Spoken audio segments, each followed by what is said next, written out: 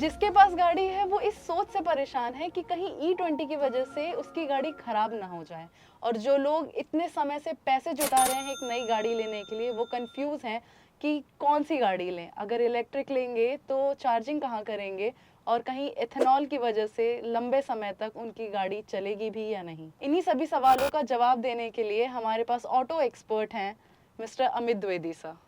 कैसे हो साक्षी? एकदम बढ़िया सर, आप कैसे हैं? बहुत बढ़िया। तो क्या गाड़ी खरीदने की सोच रहे हैं आप? हाँ जी सर, बिल्कुल। तो कहाँ कंफ्यूजन हुई है? सर मेरी कंफ्यूजन तो एथेनॉल पे आके अटकी हुई है और इलेक्ट्रिक पे। तो आप पूछो सवाल। सवाल आपको पूछना है, तो पहले जवाब आप देने हैं। पहले आप बताइए, आप इलेक्ट्रिक से आए हैं या पेट्रोल से? तो अगर यहाँ पर कोई पेट्रोल और इलेक्ट्रिक लेकर सोचना शुरू करेगा, देखना शुरू करेगा, तो मतलब दोनों विकल्प अच्छे हैं। अगर आप इस लायक हैं कि आप घर में एक चार्जिंग इंस्टॉल करवा पाएँ और जो नॉर्मल चार्जिंग आप देते हो घर पे, जैसे बिजली के लिए पर यूनिट पे करते हो, अगर उस यूनिट पे आप गाड़ी चार्ज कर पाएँ, तभी आपको ज़्यादा फायदा है। अच्छा, तो और इसके चार्जेस क्या होते हैं लगवाने के? मतलब डिपेंड करता है, जैसे गाड़ी आप खरीदते हो तो आजकल तो बहुत सारी कंपनियां फ्री में दे देती हैं, इंस्टॉल करवा के दे देती हैं, लेकिन अलग से कनेक्शन लेना पड़ता है क्योंकि गाड़ी का जो बैटरी पैक होता है बहुत बड़ा होता है। हाँ। जो सबसे छोटा है 19 किलोवाट आवर का है, वो उसका अपना आ जाता है, ये टियागो ईवी का हो गया। अच्छा अच्छा। तो यहाँ से देखें, कॉमेट का भी छोटा होता है। हाँ हाँ हाँ तो हाँ। यहाँ से शुरू होगा और चला कहाँ तक जाता है, 150 किलो वाट आवर तक का जा रहा है। मतलब हाँ। 120 मुझे याद है, मर्सिडीज की सारी गाड़ियों में 100 प्लस का है। तो इस तरीके से देखें कि जो एवरेज निकले, अगर टाटा और महिंद्रा की गाड़ियों को देखें तो वहाँ पर 75 किलो वाट आवर का बैटरी पैक चल रहा है। अच्छा। इसका मतलब ये हो गया कि आप एक ठीक ठाक गाड़ी चार्ज करने जा रहे हो। 75 किलो वाट आवर का मतलब हो गया 75 यूनिट, ऑलमोस्ट इतना हो गया। हाँ जी। तो इतना अगर एक दिन में चार्ज करोगे तो कनेक्शन बड़ा होना चाहिए। हाँ जी। तो कनेक्शन लेना पड़ेगा डिपार्टमेंट से। हाँ जी। उसके अलग चार्जेस होते हैं, लगवाने की बिल्कुल, अलग बिल्कुल। सेटअप हो जाता है। हाँ, हाँ। लेकिन फ़ायदा उन्हीं को है जो घर से चार्ज कर रहे हैं। क्या बात वो लगवाते हैं, इंस्टॉल करवाते हैं, 7.5 किलोवाट का हाँ। या 11 किलोवाट का अपना चार्जर इंस्टॉल करवाते हैं। उनके घर में गाड़ी 7 घंटे, 8 घंटे में, 9 घंटे में चार्ज हो जाती है। अच्छा। बहुत सारे लोग क्या कर रहे हैं कि 3.5 किलोवाट से भी चार्ज कर लेते हैं। हाँ। नॉर्मल तार लेके कर दिया, बट उसके लिए भी सोसाइटीज अलाउ नहीं कर रही हैं। करेक्ट। गुड़गांव में बहुत सारी सोसाइटीज में बेसमेंट से रिमूव करवा दिया गया करेक्ट, चार्जर। करेक्ट। तो ये दिक्कतें हैं। तो अगर आप इलेक्ट्रिक खरीदने की सोच रहे हैं तो हमेशा ध्यान रखें कि आपके पास एक चार्जिंग इंफ्रा है, अपने आप गाड़ी चार्ज कर सकते हैं। और अगर ऐसा आप कर पाएंगे, बहुत सारे लोग सोलर लगवा के रखे हुए हैं, फ्री में गाड़ी चला रहे हैं। Correct correct. तो फिलहाल अभी ये इलेक्ट्रिक की बात होगी, हम शुरू से शुरू करते हैं। आपकी पहली गाड़ी कौन सी थी? पहली गाड़ी मेरी जिमनी है। अच्छा, मेरे जो पास कोई अभी गाड़ी लिए। ही नहीं थी, क्योंकि अच्छा। मैं बहुत टाइम पहले जब शुरू किया कि मैं इस फील्ड में आऊँगा, तो मैं शुरुआती मतलब गाड़ियाँ कंपनियों ने देती रहीं कि वही अपनी गाड़ियाँ थी सारी। बट मुझे जिमनी अच्छी लगी तो मैंने जिमनी ले लिया। बट जिमनी उस टाइम लिया कि जब वो अपना E20 के लायक थी वो। अच्छा। तो मुझे लगता है कि E20 से जिस तरीके का बहुत सारा दिख रहा है ना, हाँ हाँ। वैसा अभी तक मेरी गाड़ी में इम्पैक्ट नहीं आया वैसा। अच्छा। मतलब 11 किलोमीटर पर लीटर का माइलेज देती थी, 11.5 का कभी दे देती है, कभी कभार हाईवे पे 12 12.5 दे देती है। अगर मैं 100 पर चला रहा हूँ तो थोड़ा और कम, डिपेंड करता है आप कैसे चलाते हैं। अच्छा। माइलेज तो इम्पैक्ट कर रहा है, ये तो सच्चाई है। करेक्ट। लेकिन प्रॉब्लम अभी वैसे ऐसा कोई नहीं आई कि मेरी गाड़ी का कोई पार्ट खराब हो गया, इंजन खराब हो गया, मैं कहीं पे सड़क के किनारे बैठा हूँ, गाड़ी बंद पड़ गई है। 20-22 हज़ार किलोमीटर में तो ऐसा नहीं हुआ है। लेकिन अभी E20 मिलना शुरू हुआ है, तो अभी देखते हैं, हो सकता है कि क्योंकि ये लॉन्ग टर्म में इम्पैक्ट डालेगा। अच्छा। ये नहीं कि आपने ये पेट्रोल डलवाया हाँ। और आप चले और प्रॉब्लम शुरू हो गई, तो ऐसा कुछ नहीं होने तो वाला ये है। जो वीडियोस हम लोग इंटरनेट पे इतनी सारी देख रहे हैं कि चींटियां लग रही हैं टैंक में। देखो, बहुत सारी चीज़ें होती हैं कि मज़ा लेने में बहुत आनंद आता है। हाँ। अपने देश में क्या है कि अगर किसी चीज़ का प्रोपेगेंडा क्रिएट किया जाए, आप उठाकर देखो सॉलिड तरीके से कि लोग बनाते हैं, मीम्स बनाते हैं, करेक्ट। और अच्छा, अच्छी चीज़ है क्योंकि हाँ। एक चेहरे पे खुशी आ जाती है। अब सोचो बिल्कुल। पेट्रोल टैंक पर चींटियाँ, मधुमक्खियाँ, चींटे सब जा रहे हैं। अच्छा, इंटरटेनमेंट का एक मीडियम तो हो सकता बिल्कुल है, बिल्कुल। बट उसमें सच्चाई कुछ नहीं है, ऐसा पॉसिबल ही नहीं है। ठीक है, तो उसमें कोई भी सच्चाई नहीं है, ज़ीरो सच्चाई है। दूसरी चीज़, अगर जिस लेवल पे ये प्रसार हो रहा है, मैं देख रहा हूँ कि जिस लेवल पे लोग बोल रहे हैं कि इतनी दिक्कत हो रही है, इतनी दिक्कत हो रही है, बट अभी भी कोई कंपनियों के पास ऑथेंटिक प्रमाण के साथ में नहीं गया कि उसके वजह से उसकी गाड़ी खराब हो गई। कुछ कंपनियों ने रिसर्च के जरिए बताया कि लॉन्ग टर्म में इम्पैक्ट आएगा, हाँ। जो रिसर्च करते हैं, बट इतने जल्दी अभी इम्पैक्ट करे कि गाड़ी बंद हो गई, गाड़ी खराब हो गई, तो ऐसा अभी किसी के पास प्रमाण नहीं है, मैं उस प्रमाण का इंतजार कर रहा हूँ आज भी। तो ये सारे इंटरनेट पे जो चल रहे हैं वो सारे मुझे bluff लगता हैं। है कि बहुत सारा प्रोपेगेंडा है, कुछ तो मुझे लगता है सरकार अपना प्रमोट कर रही है कि G20 अच्छा है, और मुझे लगता है कि अच्छा मुद्दा आ गया है। अगर पॉलिटिकल उठा के देखोगे Correct. तो दूसरे बंदे लगे हुए हैं कि नहीं ये तो बहुत गंदा काम हो गया है, तो एक स्ट्रांग मुद्दा उनके पास में है। इसमें पिस जनता रही है। अब कंफ्यूज कौन हो रहा है? जनता, क्योंकि जो दूसरे साइड वाले हैं वो भी मजबूत है और इस साइड वाले तो डिसीजन मेकर हैं। करेक्ट। यहाँ पे दिक्कत क्या आई है? दिक्कत सिंपल सी है कि देखो, आपके पास एक गाड़ी है जो E5 को सपोर्ट करती है, E10 को सपोर्ट Correct. करती है। अभी उस गाड़ी की उम्र बची हुई है। बिल्कुल। मैं बात करता हूँ 2010 के बाद की गाड़ियों का। ठीक है। ठीक है, 15 साल तक वो चल सकती हैं। 2010 भी हटाना पड़ेगा, 2012 या 13 से शुरू करना हाँ, पड़ेगा। हाँ। ठीक है, बिल्कुल। तो उसके बाद की गाड़ियों को वो फ्यूल जो अभी रजिस्टर, क्योंकि ये गाड़ी रजिस्टर होती है 15 साल के लिए वैलिड होती है, लोग पैसा पे करते हैं। अगर पेट्रोल लेते हैं, हाँ। डीजल लेते हैं तो 10 साल के लिए 10 दिल्ली साल का एनसीआर में हो होता है, गया। बिल्कुल। इलेक्ट्रिक को भी 15 साल की उम्र दी गई है। हाइब्रिड की बात की जाए तो उसे भी 15 साल का ही मान के Correct. रख दिया गया है। तो गाड़ियों की उम्र 15 साल है। हम्म, अब अगर कोई गाड़ी रजिस्टर हुई है किसी डेट पर, जिस दिन रजिस्टर हुई है, जब तक एक्सपायर हो रही है, ठीक है। उसके बीच में उसके मतलब का फ्यूल मिलना चाहिए। ये सरकार की जिम्मेवारी है। Correct. इस पे कोई डिस्कशन नहीं होना चाहिए। अगर सरकार ऐसा नहीं कर पाती है तो सरकार चीटिंग कर रही है। बिल्कुल। तो फिर ऐसा अचानक से क्या हुआ कि अचानक से हम E10 यूज कर रहे थे और फिर ये E20 आ गया? तो E20 के लिए बोला गया था, जो नए नॉर्म्स हैं उसके E20 के लिए पहले ही इंडस्ट्री को बताया गया था, उसके लायक गाड़ियां बनाई गई हैं। जो गाड़ियां हैं, जैसे मेरी जिमनी चल सकती, सब पे लिखा हुआ E20 सपोर्ट करता है। लेकिन अगर E20 सपोर्ट करता है, यहीं पर E30 लॉन्च कर दे सरकार, करेक्ट। तो फिर कंपनियों को टाइम देना पड़ेगा, बिल्कुल। क्योंकि फटाक से कोई कंपनी ढेर सारी चीजें नहीं कर देगी। बिल्कुल बिल्कुल। और यहाँ पर अगर E20 की वजह से किसी की गाड़ी खराब हो रही है तो सुनिश्चित करना चाहिए। कुछ मैं देख रहा था कि हाँ, सरकार ने बोला कि नहीं, कंपनियां बदल के देंगी। तो भाई पैसा पे कर रहा है, टैक्स पेयर है, जो आपकी जनता है, उसने, लोग तो ऐसे हैं जो पहली पहली एक ही गाड़ी खरीदते हैं, पूरी जिंदगी एक ही गाड़ी में बिता देते हैं, दूसरी गाड़ी खरीद नहीं पाते हैं, उनकी गाड़ी खराब हो जाएगी, तो गलत बात है ना। तो ये नहीं होना चाहिए। सरकार को इन चीजों को सुनिश्चित करना चाहिए। अब ये ईगो का मामला मुझे लग रहा है कई जगह, एक तरफ से दूसरे भैया लग गए, नहीं ये गलत है, ठीक है, चलो ये मुद्दा मिल गया है, मुद्दा मत चमकाओ। हाँ। ये देखो कि इस बीच में जो जनता पिस रही है उस तक गलत इन्फॉर्मेशन देके आप कितना ही बुरी बात पहुंचा रहे हो। बिल्कुल। ठीक है, E20 के लिए जो गाड़ियां बनी थी E20 सपोर्ट कर रही हैं। लॉन्ग टर्म में दिक्कत आएगी नहीं पता। तो वो अभी लॉन्ग टर्म में बोला गया दिक्कतें आ सकती हैं, बट वो अब हो सकता है कि उनकी 15 साल उम्र है, उसके बाद दिक्कत आए, हाँ, करेक्ट। तो अपनी उम्र जी लेंगी। क्योंकि अभी भी देखा जाए तो जिस तरीके की नीति बनाई जा रही है ना प्रदूषण वगैरह को लेके, कोई भी गाड़ी 15 साल में नहीं खराब हो जाती है। हाँ, मैं तो इसी के अगेंस्ट हूँ। हम्म। लेकिन क्या है कि वो अब एक्सपायर नहीं होगी तो कहाँ से बिकेगी, करेक्ट। और कैसे पैसा आएगा सरकार को। तो सरकार अपने जेब भरने का पूरा तरीका इंतजाम करके रखती है।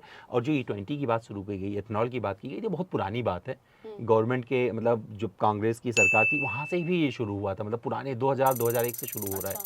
तब से ये शुरू हुआ था, धीरे धीरे करके यहाँ तक आए हैं। इससे बचत होगा, विदेशी मुद्रा, मतलब अपना हम स्ट्रांग करेंगे, चीज़ें बनेंगी। बट बहुत सारी चीज़ों को सही तरीके से लोगों तक पहुंचाना है, और सरकार को जिम्मेवार। अब क्या हुआ है, इस बीच में दिक्कतें कहाँ क्या आ रही हैं।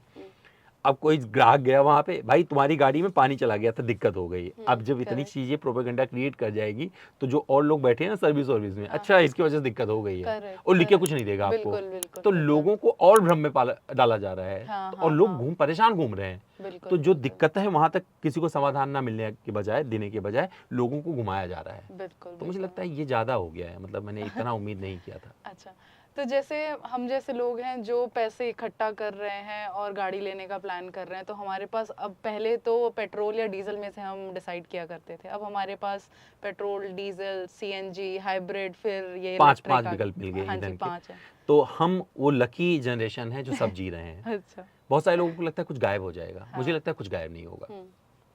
अगर आप गाड़ी खरीदने की सोच रहे हैं तो सबसे पहले देखो आप कितना चलने वाले हैं महीने में। यहाँ पर इलेक्ट्रिक को प्रमोट किया जा रहा है, बिग सीएनजी रही है। बिल्कुल। वजह, क्योंकि अभी भी इलेक्ट्रिक गाड़ी खरीद के अगर कोई फास्ट चार्जिंग से चार्ज करेगा तो उसको तो एक भी पैसा नहीं बचेगा। अभी लखनऊ ट्रिप करके आया मैं BYD लाइन 7 में, मेरा खर्चा आया करीबन 6000 रुपए का। क्या हुआ कि मैंने कितना डिस्टेंस कवर किया, 1020 किलोमीटर के आसपास का डिस्टेंस कवर किया। तो देखिए ऑलमोस्ट पेट्रोल का हो गया खर्चा। अब बाहर चार्ज करोगे तो महंगा पड़ेगा, और वेट भी करना पड़ेगा, ऊपर से GST उस पर जाएगा। साथ में वहीं पर लोग CNG में लाइन में लग के भरवा लेते हैं। 200-250 किलोमीटर तक की रेंज मिल जाती है CNG से, जो अभी तक गाड़ियां अवेलेबल हैं। जहाँ पे विक्टोरिया, मारुति की सबसे ज़्यादा गाड़ियां बिकती हैं, टाटा की इसके बाद में नंबर आ जाता है, Hyundai भी कुछ गाड़ियां सेल कर रही है रेट्रोफिटेड के जरिए। निसान हो गया, होंडा हो गए, ये लोग भी अपनी सीएनजी गाड़ियाँ, क्योंकि सीएनजी का एक ठीक ठाक मार्केट है यहाँ पर। करेक्ट। मारुति के पोर्टफोलियो में 70% कारें सीएनजी बिकती हैं। सोचो कितना बड़ा नंबर है। बिल्कुल। तो अभी उन लोगों को जिनको गाड़ी चलाना है अपने काम के लिए, ऑफिस जाना है, बहुत सारे रोज दिन भर में उनको 200-250 किलोमीटर करना है, तो उनको लगता है अभी बचत कर रही है। बेशक 90 रुपये किलो, 95 रुपये किलो सीएनजी हो जाएगी, फिर भी लोगों को उसमें बचत मिल रहा है। और अभी भी अगर आप सिटी में कम्यूट करने वाले हैं और कभी कभार बाहर जाते हैं तो पेट्रोल पे चला लीजिएगा, तो मुझे लगता है सीएनजी अभी बढ़िया ऑप्शन है। अच्छा। अगर इलेक्ट्रिक का चार्जिंग सुविधा नहीं है, लेकिन अगर आप लकी हैं कि आपके पास बढ़िया घर है, आपको नीचे चार्जिंग की सुविधा मिल सकती है, आप अपने घर की बिजली पे अपनी गाड़ी चार्ज कर सकते हैं रात भर लगा के, तो इससे सस्ता कोई विकल्प नहीं है। लेकिन देखना पड़ेगा कि आपका लग पाएगा या नहीं। करेक्ट। गाड़ी, इलेक्ट्रिक गाड़ी खरीदने से पहले अगर आप हाई राइज अपार्टमेंट में रहते हो तो पहले पूछ लो ये से कि आप ऐसे करोगे, करने देंगे। नहीं तो पता चला आप गाड़ी ले आए 20-25 लाख रुपए की और आप फास्ट चार्जिंग से चार्ज करते हुए घूम रहे हैं, कुछ फायदा ही नहीं हो रहा है। जब फास्ट चार्जिंग से करेंगे बैटरी भी इंपैक्ट करेगा, बैटरी हेल्थ खराब होगा। क्योंकि स्लो चार्जिंग चलेगा तो वहां पर ही आपको बेनिफिट मिलने वाला है। और दूसरी बात, लोगों को लग रहा है कि भैया लाइफ टाइम वारंटी कंपनियां दे रही हैं। ध्यान रखना दोस्तों, लाइफ टाइम वारंटी सिर्फ एक धोखा है। धोखा क्यों है? क्योंकि वो बोल रहे हैं कि बैटरी पे अगर नीचे से कुछ स्क्रैच आ गया ना तो दिक्कत हो जाएगी। अब गाड़ी चलेगी, नीचे से कुछ ना कुछ तो लग ही जाएगा। तो अब लोग उसको सेव करना शुरू किए, बहुत सारी एसेसरीज आ रही हैं। तो आप भी लगवाइएगा, ध्यान रखिएगा और गाड़ी को अपनी समझ के चलाइएगा, मत समझिएगा कि कंपनी बदल देगी बैटरी। तो आप स्लो चार्जर करो, 2 स्लो चार्जर रखो, मतलब 2 फास्ट चार्जर अगर हो भी जाता है, कभी आप बाहर निकले हो कर लो, तो इसके बाद में 2 के बाद में 1 स्लो चार्जर जरूर रखो। तो क्या है, बैटरी का हेल्थ आपका बना रहेगा, आप पूरे 15 साल आराम से यूज़ कर पाएंगे। क्योंकि जैसे आप मोबाइल यूज़ करते हो उसी तरीके से, अगर अभी पता नहीं कितना साल चलेगी बैटरी, क्योंकि शुरुआत हुई इलेक्ट्रिक की, तगड़ी देखा जाए तो लिथियम ये कितना दे देगा उठा के, कितने साल तक चल सकता है, कितनी रेंज 1 लाख, 3 लाख, 4 लाख किलोमीटर के बाद में होगी, ये तो बाद में पता चलेगा कितने साल चल सकती है। लेकिन मुझे लगता है लोगों को सावधानी पूर्वक अपनी गाड़ी को अपनी समझ के यूज़ करना चाहिए। ये नहीं कि भैया गाड़ी ले ली है, हम इसको यूज़ कर लेंगे फिर बदल लेंगे। तो ऐसा करने में लोगों को धोखा होगा, कंपनियां मना करेंगी, तो फिर आप जो है कोर्ट के चक्कर लगाते रहना और कुछ नहीं है आपके पास में। क्योंकि अगर पेपर पढ़ लोगे ना तो आपकी आंखें खुल जाएंगी। तो आपके हिसाब से लगभग कितने साल में जो ये इलेक्ट्रिक स्टेशंस हैं, चार्जिंग स्टेशंस हैं, ये कितने साल में डेवलप हो जाएंगे? तो अभी मैं वियतनाम गया था, वियतनाम में 2 लाख के आसपास चार्जिंग स्टेशन हो गए। छोटा सा देश और बहुत मतलब एक खेत, मतलब पूरा का पूरा खेत दिखेगा आपको, चार्जर ही चार्जर लगे दिख जाएंगे। गाड़ियां सिर्फ इक्की दुक्की चार्ज हो रही होती है वहाँ पे। अच्छा। तो वियतनाम में इतना बड़ा कर दिया उन्होंने इंफ्रा। अपने देश में भी लगभग 50,000 भी अभी नहीं हुआ है, पूरा मिलाकर देखा है। सबसे ज्यादा कर्नाटका में आपको मिल जाएगा। अच्छा। लेकिन और उत्तर प्रदेश में भी बढ़ रहे हैं धीरे धीरे। तो मुझे लगता है कि अभी थोड़ा और इसे तेज करना चाहिए और यहाँ पर इसे सिस्टमेटिक करना चाहिए। सिस्टमेटिक जैसे यहाँ बैठा हूँ मैं, मुझे अपनी गाड़ी चार्ज करनी है, तो जाके या तो मुझे पता है कि चार्जिंग यहाँ पर है, या गूगल पे डालूँ, hey Google tell me nearby charger, ऐसे टाइप का शायद वो बता दे। लेकिन एक ऐप सरकार को बनाना चाहिए कि जितने चार्जिंग बने सब उसी पर रजिस्टर हो जाएं। यहाँ पे बैठे हो तो आपको आसपास के चार्जिंग पर नेविगेट हो जाओ और एक ही जगह पैसा देना पड़े। अब मेरे पास में हर ऐप में 100-500 रुपए पड़े हुए हैं। मतलब अब जब जाऊंगा दोबारा चार्ज करूंगा तो निकलेंगे। और जरूरी थोड़ी है, मुझे पता एक्यूरेट थोड़ी पता है कि मेरी गाड़ी 1000 में चार्ज हो जाएगी, 2000 में चार्ज हो जाएगी। तो ये सबके लिए बहुत ज्यादा कंफ्यूजन वाला मामला है। तो सरकार को इस पे काम करना चाहिए। ऐप एक हो, जितने भी कंपनियां, जैसे आप कारोबार करना चाहते हो, आप इलेक्ट्रिक चार्जर बनाना चाहते हो, आप एक चार्जर लगाओ, उस पर आप रजिस्टर कर दो। जैसे गाड़ी रजिस्टर होती है सरकार के पास में, तो वैसे ये भी कर देना चाहिए सरकार को कि आप आओ, शुरू करो, लेकिन हमारे पे रजिस्टर करो, जिससे हर कोई उसका लाभ ले पाए। तो मुझे लगता है और थोड़ा लोगों के लिए इजी हो जाएगा। तो सर, आप फाइनली आप जनता को क्या बताना चाहेंगे?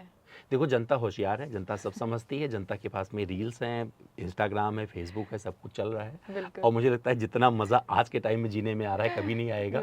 लेकिन जो चीज़ें मज़े वाली हैं उसका मज़े लीजिए, जो चीज़ें काम की नहीं उन्हें छोड़ दीजिए, अपना दिमाग लगाइए। अगर E20 से सब गाड़ियाँ ख़राब हो गई होती तो रोड पर जाम लग गया होता। और मुझे भी बताइएगा अगर आपकी गाड़ी E20 से ख़राब हो गई है ना, तो उसका प्रमाण भेजिएगा मुझे, मैं 100% आपको हेल्प कर पाऊंगा। क्योंकि अभी बहुत सारी कंपनियां रिस्पॉन्सिबिलिटी के साथ में आके बोल रही हैं, मैंने भी उनसे बात किया, E20 वाली गाड़ियाँ E20 फ्यूल से नहीं खराब होंगी। E10 वाली गाड़ी 100% E20 से खराब हो सकती है, दिक्कत आ सकती है, लेकिन वो भी ऐसी दिक्कत नहीं आएगी तुरंत बंद पड़ जाएगी। हाँ। तो अभी बहुत सारी चीज़ें, लेकिन अभी देश E20 के लिए तैयार हुआ है। जितने मैन्युफैक्चरर उन्होंने E20 के लिए गाड़ियाँ बनाई है, E25 सरकार अगर देना शुरू करेगी, E30 दे देगी, तो फिर धोखा हो जाएगा कंपनियों के साथ भी। तो सरकार को सोचना पड़ेगा। बिल्कुल। जो गाड़ियाँ अवेलेबल है E5 E10 वाली पुरानी गाड़ियाँ हैं, जब तक वो रजिस्टर्ड है सरकार को उनको फ्यूल देना चाहिए। आपको क्या करना चाहिए? आपको अपना दिमाग लगाना चाहिए। पेट्रोल बेस्ट ऑप्शन है। डीजल मुझे लगता है तब सोचिए जब आपको सिर्फ हाईवे पे चलना हो। बिल्कुल ठीक है, सही कह रहे नहीं तो आपको कोई फायदा नहीं है। डीजल की रनिंग का मतलब हो गया पर डे आप चलो 100 150 200 किलोमीटर चलो, हैं। और डीजल पे आपको माइलेज ज़्यादा नहीं मिलने वाला है, बिल्कुल। क्योंकि डीजल जो नए रूल्स नए नॉर्म्स आए हैं उसमें सब कुछ खत्म हो गया है। मैं कई बार माइलेज टेस्ट किया डीजल वाला, वो माइलेज नहीं मिला जो पहले मिला करता था। तो जिनके पास पहले की डीजल की गाड़ियां हैं उन्हें अभी भी अच्छा माइलेज मिलता है। बिल्कुल बिल्कुल। ठीक है, 2018 2019 की हाँ गाड़ियां हैं। हाँ हाँ हाँ हाँ। पेट्रोल आप ले सकते हैं आंख बंद करके। पेट्रोल में आप जो है ज़्यादा पैसा भी नहीं दे रहे हैं, और अगर आप 11-12 किलोमीटर पर लीटर के माइलेज से सेटिस्फाइड है, ज़्यादा रनिंग है नहीं, महीने में आप 700-800 किलोमीटर से चलते हैं, तो पेट्रोल अभी भी बेस्ट ऑप्शन है। पेट्रोल से डरिए मत। और इसके अलावा अगर आप थोड़ा और अफोर्ड कर सकते हैं, आपको ज़्यादा माइलेज चाहिए, 20-25 का माइलेज चाहिए, छोटी गाड़ी मतलब हाँ। 1.5 लीटर वाले की बात कर रहा हूँ, जहाँ पे ग्रैंड विटारा, स्ट्रॉन्ग हाइब्रिड और हाई राइडर दो ही विकल्प मिलते हैं। हाँ, हाँ, हाँ। सिटी मिल जाती है, तो वहाँ पर अभी स्ट्रॉन्ग हाइब्रिड आपको बढ़िया ऑप्शन मिल सकता है, लेकिन पैसा आपको ज़्यादा चुकाना हाँ जी पड़ेगा। हाँ जी। इलेक्ट्रिक तब लीजिए जब आप घर पे चार्ज कर सकते हैं। तो सिंपल सा फंडा है, कंफ्यूज होने की ज़रूरत एकदम नहीं है। E20 से आपको ज़्यादा घबराने की ज़रूरत नहीं है। बस आपको अपना कान खोल के रखना है और आंखें भी खोल के रखनी है, और बिल्कुल लोगों की उन्हीं को सुनो जो जस्टिफाइड, जो तर्क के साथ आपके सामने आए। बिल्कुल। ठीक है, मुझे लगता है अगर तर्क के साथ लोग आएंगे आपके सामने और आप उन्हें उस हिसाब से समझोगे तो आप परेशान नहीं होगे। बाकी तो आपके हाथ में, आपको क्या चाहिए। अभी आने वाले टाइम में 1-2 साल में और कुछ चीज़ें चेंज होगी। हाइड्रोजन की बात हो रही है, शायद हाइड्रोजन वाली गाड़ियाँ भी यहाँ पर देखने को मिलेगी। पर मुझे लगता है अभी के जो 5 विकल्प हैं, इसमें आपको दिमाग लगाना पड़ेगा। अगर आपकी ड्राइव सिर्फ सिटी में होती है तो CNG भी अभी बढ़िया ऑप्शन है, अगर आपको पैसा बचाना है तो। तो आपको ये वीडियो कैसा लगा, सर का आपको सजेशन कैसा लगा, हमें कमेंट करके ज़रूर बताइएगा। लाइक शेयर सब्सक्राइब करना ना भूलिए, और बेल आइकन को ज़रूर दबा लीजिएगा, ताकि जब कभी हम वापस आएँ तो आपके फ़ोन की घंटी हो जाए। तो भैया एक काम करिएगा, और अगर आपके जहन में कोई सवाल आ रहा है तो यहाँ पर भेजते रहिएगा। बिल्कुल तो क्या शताक्षी उसका पूरा का पूरा बनाएगी, एकदम बिल्कुल। एक जगह माला बनाएगी, हाँ जी। और फिर मुझे पहनाएगी, और उसकी खुशबू हम आप तक पहुँचाएंगे। बिल्कुल बिल्कुल।